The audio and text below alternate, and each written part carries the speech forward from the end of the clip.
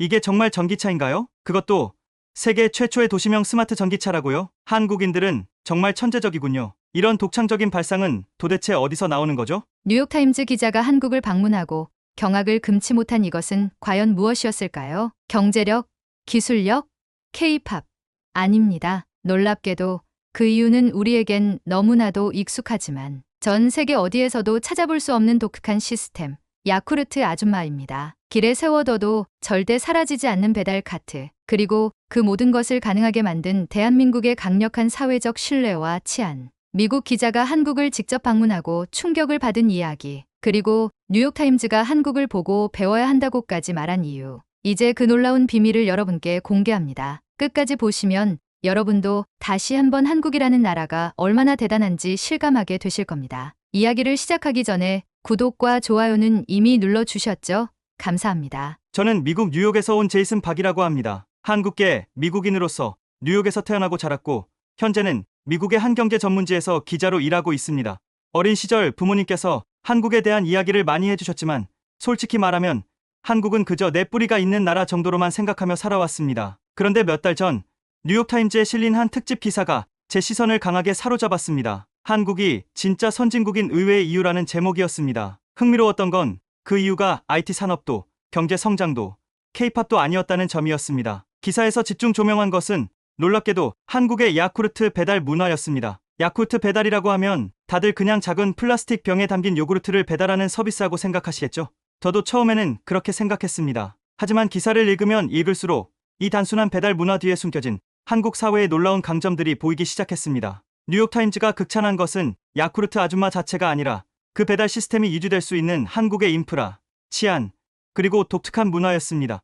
이 기사를 접한 후 저는 직접 한국을 찾아가서 그 실체를 확인해 보기로 했습니다. 미국에서는 결코 상상할 수 없는 이 독특한 배달 문화가 어떻게 유지되는지, 그리고 그 속에 담긴 한국 사회의 진정한 강점이 무엇인지 직접 경험해 보고 싶었기 때문입니다. 이제부터 제가 한국에서 보고 느낀 이야기, 그리고 뉴욕타임즈가 왜 한국을 진짜 선진국이라고 평가했는지를 여러분께 들려드리겠습니다. 한국에 도착한 저는 먼저 야쿠르트 배달 문화가 언제, 어떻게 시작되었는지를 알아보기로 했습니다.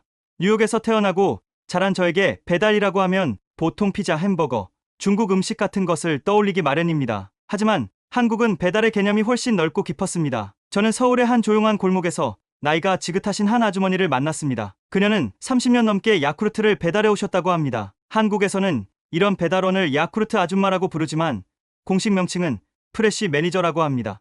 프레시 매니저라니 이름부터 굉장히 전문적이지 않습니까? 단순히 제품을 전달하는 것이 아니라 고객들에게 신선한 제품과 건강 정보를 제공하는 역할까지 맡고 있다고 합니다. 이분께 처음 일을 시작했을 때의 이야기를 들어보니 한국의 야쿠르트 배달 문화는 꽤 오랜 역사를 가지고 있었습니다. 처음에는 무거운 냉장 가방을 등에 메고 걸어다니며 배달을 해야 했다고 합니다. 배달해야 할 곳이 많을 때는 가방의 무게가 엄청났고 특히 여름철에는 제품이 상할까봐 걱정이 많았다고 합니다. 하지만 시간이 지나면서 변화가 생겼습니다. 배달원의 편의를 고려한 다양한 지원책이 마련되었고 기술이 발전하면서 야쿠르트 배달 방식도 바뀌었습니다. 이제는 냉장 기능이 포함된 전동 배달 카트가 등장하면서 배달 환경이 크게 개선되었습니다. 이 과정에서 저는 하나의 중요한 사실을 깨달았습니다. 한국의 야쿠르트 배달은 단순한 서비스가 아니라 한국 사회가 가진 끊임없는 혁신 정신과 맞닿아 있다는 점입니다. 불편한 점이 있으면 개선하고 더 나은 시스템을 만들기 위해 지속적으로 연구하고 발전시키는 문화. 이러한 변화가 없었다면 지금의 한국식 배달 문화도 탄생하지 못했을 것입니다. 이제 저는 다음 단계로 넘어가 이 배달 문화를 더욱 특별하게 만든 혁신적인 기술에 대해 알아보기로 했습니다. 단순히 사람이 배달하는 시스템에서 벗어나 전 세계 최초로 도시명 전기 배달 카트를 개발한 이야기입니다. 뉴욕타임즈가 극찬한 이 코코라는 배달 카트가 도대체 어떤 것인지 그 비밀을 파헤쳐보겠습니다. 야쿠르트 배달의 역사를 들으며 저는 한국이 단순히 전통을 유지하는 것이 아니라 지속적으로 혁신을 통해 발전해왔다는 사실을 깨닫게 되었습니다. 그리고 그 대표적인 사례가 바로 코코라는 이름의 전기 배달 카트였습니다. 처음 이 배달 카트를 봤을 때 저는 솔직히 말해서 조금 놀랐습니다. 겉보기에는 장난감처럼 귀엽고 아담한 디자인이었기 때문입니다. 하지만 자세히 알아보니 이 작은 카트 안에 놀라운 기술이 담겨 있었습니다. 코코는 단순한 운송수단이 아니라 최첨단 기술이 집약된 배달 특화형 전기차였습니다. 한국 야쿠르트는 2012년부터 이 배달 카트를 개발하기 위해 1,500억 원이라는 막대한 금액을 투자했습니다. 그리고 단순히 전동 이동 수단을 만드는 것이 아니라 배달원이 실제로 편리하게 사용할 수 있는 완벽한 배달 시스템을 구축하는 데 집중했습니다. 이 프로젝트에는 4개의 전문 기업이 협력하여 차량의 안전성, 냉장 기능, 이동 성능을 극대화하는 데 힘을 쏟았다고 합니다. 이 코코카트에는 어떤 기능이 담겨 있을까요? 가장 핵심적인 특징을 몇 가지 소개해드리겠습니다. 첫째, 강력한 냉장 시스템이 장착되어 있습니다. 야쿠르트 같은 유제품은 온도가 조금만 올라가도 변질되기 쉽습니다. 하지만 코코는 무선 냉장 기능을 갖추고 있어 한여름에도 일정한 온도를 유지하며 제품을 신선하게 보관할 수 있습니다. 둘째, 강력한 모터가 탑재되어 있습니다.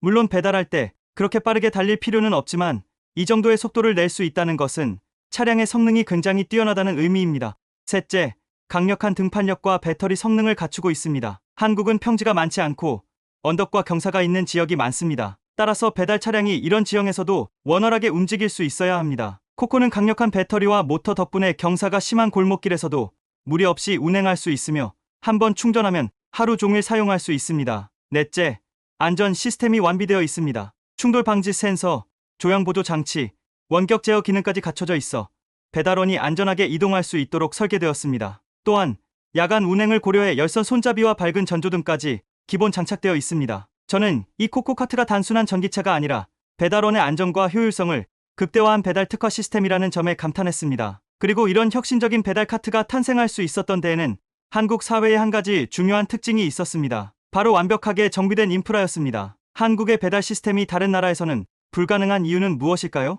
그리고 왜 뉴욕타임즈는 한국의 도로와 보행자 인프라를 극찬했을까요? 코코카트의 혁신적인 기술을 이해한 후 저는 한 가지 의문이 들었습니다. 이렇게 비싸고 첨단 기능을 갖춘 배달 전용 전기차가 실제로 거리에서 원활하게 운행될 수 있는 이유는 무엇일까? 미국에서 배달을 해본 경험이 있는 분들은 아실 겁니다. 뉴욕 같은 대도시에서는 보행자 도로가 좁거나 아예 없는 곳도 많고 길거리가 울퉁불퉁해서 작은 바퀴가 달린 운송수단을 이용하기가 쉽지 않습니다. 심지어 도로 상태가 나쁜 곳은 배달 자체가 어렵습니다. 하지만 한국에서는 골목길까지 매끄럽게 포장되어 있고 배달원이 편리하게 이동할 수 있도록 인도가 잘 정비되어 있습니다. 뉴욕타임즈가 코코카트를 극찬한 이유도 여기에 있었습니다. 단순히 뛰어난 기술력이 아니라 그 기술이 실현될 수 있는 환경이 갖춰져 있다는 점이야말로 한국 사회의 가장 큰 강점이라는 것입니다. 먼저 한국의 도로 시스템은 매우 정교하게 설계되어 있습니다. 서울과 같은 대도시는 물론이고 지방 소도시까지도 대부분의 도로가 포장되어 있으며 보행자 도로와 차량 도로가 명확하게 구분되어 있습니다. 이런 환경 덕분에 코코카트 같은 배달 전용 전기차가 원활하게 운행될 수 있는 것입니다. 특히 한국은 전 세계에서 배달 인프라가 가장 발전한 나라 중 하나입니다. 도로가 체계적으로 연결되어 있어 배달원들이 효율적으로 이동할 수 있고 좁은 골목길까지도 차량이 쉽게 접근할 수 있습니다. 배달 전용 전기차가 도심에서 자유롭게 움직일 수 있는 나라가 몇이나 될까요? 게다가 한국의 보행자 중심 문화도 중요한 역할을 합니다. 한국의 도시는 보행자의 편의를 고려하여 설계되어 있습니다. 도로블록이 깔끔하게 정비되어 있을 뿐만 아니라 도심 곳곳에는 배달원들이 편하게 쉴 수 있는 공간까지 마련되어 있습니다. 뉴욕타임즈는 이런 세밀한 도시 계획이 한국의 배달 시스템을 완벽하게 뒷받침하고 있다고 평가했습니다. 미국과 비교해보면 차이가 더욱 극명하게 드러납니다. 미국의 대도시는 대체로 자동차 중심으로 설계되어 있습니다. 많은 지역에서는 보행자 도로가 부족하고 골목길은 배달 차량이 다니기 어려울 정도로 비효율적입니다. 게다가 도로 상태가 고르지 않아 작은 바퀴가 달린 전기 배달 카트가 원활하게 움직이는 것은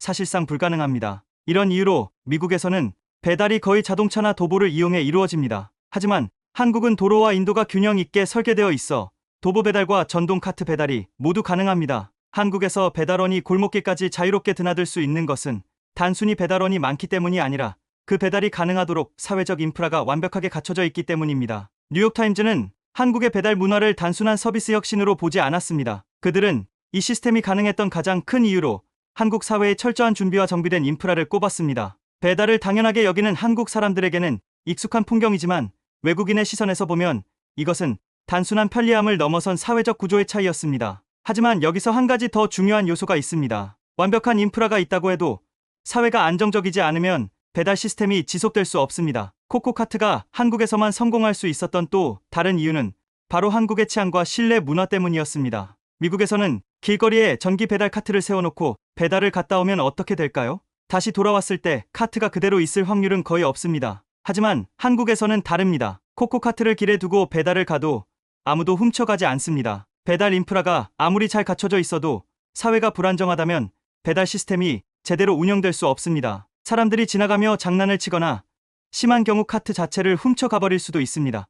하지만 한국에서는 그런 일이 거의 일어나지 않습니다. 한국에서는 카트를 길거리에 세워놓고 배달을 가도 도난당할 걱정을 하지 않는다는 사실이 미국인인 저에게는 믿기 어려울 정도였습니다. 단순히 개인적인 경험이 아니라 사회 전체적으로 그런 문화가 자리 잡고 있다는 것이었기 때문입니다. 실제로 통계를 살펴보면 한국의 도난율은 다른 나라와 비교할 때 현저히 낮은 수준입니다. 공공장소에서 물건을 분실했을 때 되찾을 확률이 높고 사람들이 길거리에 떨어진 지갑을 경찰서나 주인에게 돌려주는 사례도 흔합니다. 반면 미국에서는 상황이 많이 다릅니다. 최근 몇 년 사이 미국의 대형마트, 백화점, 심지어 물류창고까지 조직적인 약탈이 빈번하게 발생하면서 기업들이 문을 닫는 사례가 증가하고 있습니다. 뉴욕, 샌프란시스코 같은 대도시에서는 도난 피해가 극심해지면서 주요 상점들이 폐점하는 상황에 이르렀습니다. 이런 환경에서는 코코카트 같은 배달 시스템이 이주되기 어렵습니다. 길거리에 카트를 두고 배달을 가는 순간 도난당할 가능성이 높기 때문입니다. 하지만 한국에서는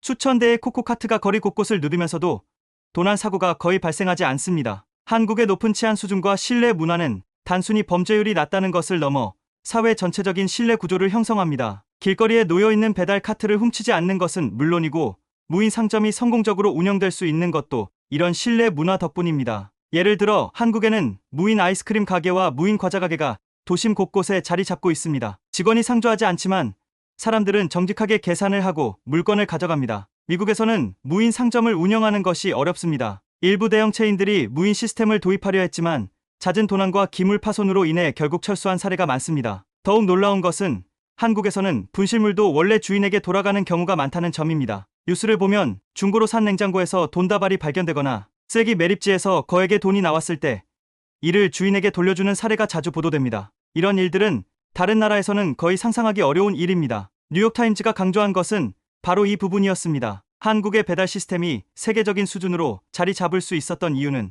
단순히 기술력 때문이 아니라 사회가 신뢰를 바탕으로 움직이기 때문이라는 점입니다. 심지어 한국에서는 싸움이 벌어지더라도 야쿠르트 카트가 지나가면 모두 싸움을 멈추고 배달원이 안전하게 지나갈 수 있도록 길을 터준다는 말이 있을 정도입니다. 이것이 바로 한국만의 독특한 배달 문화입니다. 미국에서는 도난을 방지하기 위해 배달원이 직접 고객에게 음료를 전달하고 서명을 받아야 하는 경우가 많습니다. 하지만 한국에서는 그런 복잡한 절차 없이도 배달이 원활하게 이루어집니다. 프레시 매니저들은 배달 카트를 잠그거나 감시할 필요 없이 신뢰를 바탕으로 자유롭게 움직입니다. 이러한 치안과 신뢰 문화는 단순히 범죄율이 낮아서가 아니라 한국 사회가 신뢰를 바탕으로 돌아가는 구도이기 때문에 가능하다는 점을 뉴욕타임즈는 강조했습니다. 이제 저는 한 가지 더 궁금해졌습니다. 이렇게 완벽한 배달 인프라와 높은 신뢰도를 갖춘 한국 사회에서 배달 문화는 단순한 서비스를 넘어 어떤 의미를 가지게 되었을까요? 뉴욕타임즈가 한국의 배달 문화를 분석하며 감탄한 이유는 단순한 편리함 때문이 아니었습니다. 한국의 배달 문화는 단순한 서비스가 아니라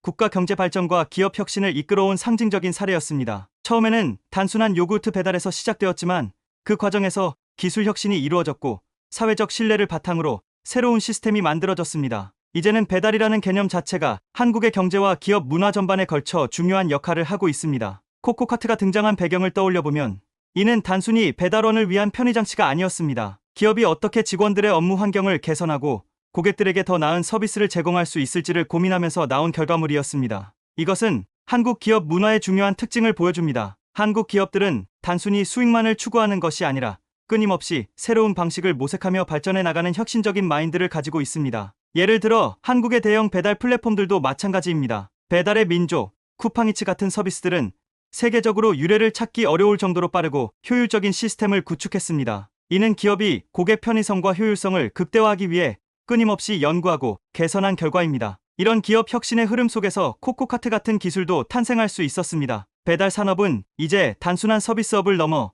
한국 경제의 핵심 성장 동력 중 하나로 자리 잡았습니다. 한국의 배달 시장 규모는 이미 수십조 원을 넘어서며 전 세계에서도 가장 빠르게 성장하는 시장 중 하나로 평가받고 있습니다.